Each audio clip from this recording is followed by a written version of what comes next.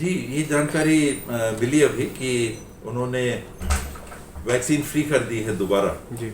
एक बार बजट में अनाउंस हुआ था काफ़ी संशय के बाद, फिर 45 साल और उसके ऊपर का अलग केंद्र सरकार करेगी अपनी ओर से, बाकी राज्य सरकारें खरीदेंगी। तो देर आए दुरुस्त है, जो होना चाहिए था अब दोबारा फिर से हो रहा है। ये तो चेंज ही नहीं करना चाहिए था, गलत नीति थी कि जो अब 25% प्राइवेट सेक्टर के लिए उपलब्ध करा दिया। ये नागरिक जाने, अगर वो प्राइवेट में लगाना चाहते हैं तो एक अलग व्यवस्था उनने कंपनियों के लिए कर दी है कि वहाँ से खरीदो महंगा, और जो महंगा लगाना चाहें निजी संस्थाओं में वो लगा लें। लेकिन ये भी मेरे हिसाब से कम होना चाहिए। देश में इतने भी अमीर नहीं हैं जिनको 25% में खरीद के लगाना पड़े। मैक्सिमम ये होना चाहिए 10% मैक्सिमम।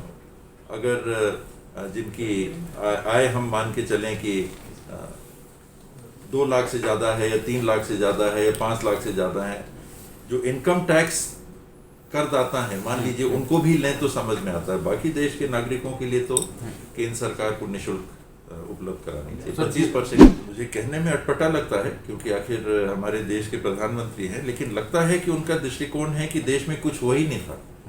जो कुछ हुआ है देश में 6 साल के अंदर ही हुआ है, वरना चांद में भी हम पहुंचे तो ये 6 साल के अंदर ही पहुंचे, मंगल ग्रह में भी पहुंचे तो 6 साल के अंदर ही पहुंचे। जितने बांध बने, जितने बड़े औद्योगिक उत्पादन के स्रोत हमारे बने, जो काम देश में हुआ है, सड़कों का, बिजली का, खेती का, हरित क्रांति का, श्वेत क्रांति का, दुग्ध क्रांति का, लोगों के पढ़ाई के स्तर में विस्तार का, जो काम हुआ है स्वास्थ्य के सुधार में, लगता है कि सब 6 साल के अंदर ही हुआ है। उसके पहले तो देश में कुछ हुआ ही नहीं था। ऐसा मैं इसी बात से सहमत नहीं हूँ सर। तो अब वो कह रहे हैं कि जैसे राज्य सरकार को भी अब हम ही देंगे, पूरा सेंट्रलाइज कर दिया है सब चीज़ को, वैक्सीनेशन हम ही देंगे, सब कुछ हमारा ही रहेगा। तो सर अभी तक तो लेकिन सरकार ने कई पैसा उस पर लगा दिया है, कई वैक्सीन आप लोग ने भी खरीद ली और इस चीज़ की डिमांड आप शुरू से करते भी आ रहे हैं सर। ये छोटी बात है, पर उनको कर देना चाहिए वापस। ये नीति भी यही कहती है, देश की व्यवस्था के लिए भी पहल अगर हो रही है तो वो यही कहता है कि केंद्र की सरकार ने अगर बजट में इतना प्रावधान किया था तो उनको उसी हिसाब से राज्यों को उसको उपलब्ध करा देना चाहिए। और कोऑपरेटिव फेडरलिज्म की मंशा ही यही है कि खरीद के बजट से राज्यों के ऊपर बोझ बिना डाले केंद्र सरकार वैक्सीन उपलब्ध करा रही है और राज्य सरकार ने उसको वैक्सीन लगाए। ये आपने सही सवाल पूछा, क्योंकि हर आदमी वैक्सीनेशन की बात करता है। वैक्सीनेशन कहाँ से होगा अगर वैक्सीन नहीं है?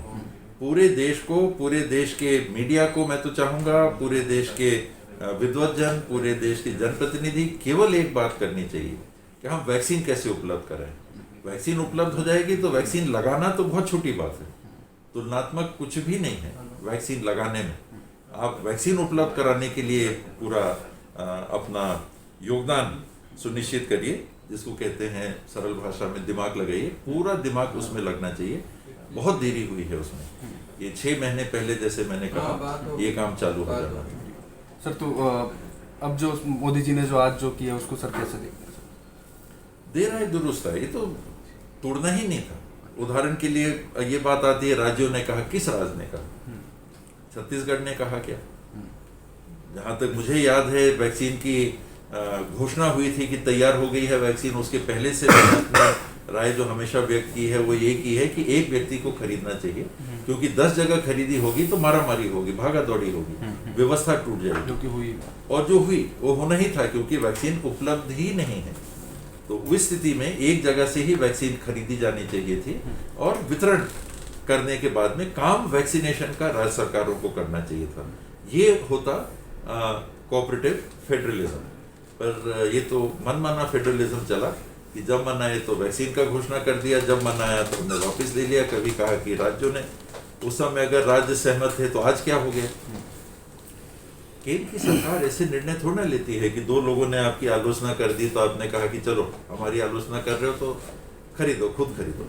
ऐसा देश ऐसा नहीं चलना चाहिए। सर अब 2 वीक का टाइम है सर गाइडलाइन आने का सर। हाँ, गाइडलाइन आ जाएगी कि पहले किसको लगाना। मेरी समझ में तो केवल 1-2 कैटेगरी होने चाहिए। पहला कैटेगरी जिसको आपको प्रायोरिटी देनी चाहिए वो कोमॉर्बिड, कि किसी भी आयु वर्ग के जो कोमॉर्बिड हैं, जिनको कोरोना होने से खतरा ज़्यादा होगा उनकी सेहत को, उनको सबसे पहले वैक्सीनेशन लगना चाहिए, और उसके बाद जिनने रजिस्ट्रेशन करा लिया, फर्स्ट कम फर्स्ट सर्व, चाहे वो किसी भी उम्र के हों, क्योंकि 45 प्लस तो ज़्यादातर लोगों को लग चुका है, वो क्रम अपना चलता रहेगा।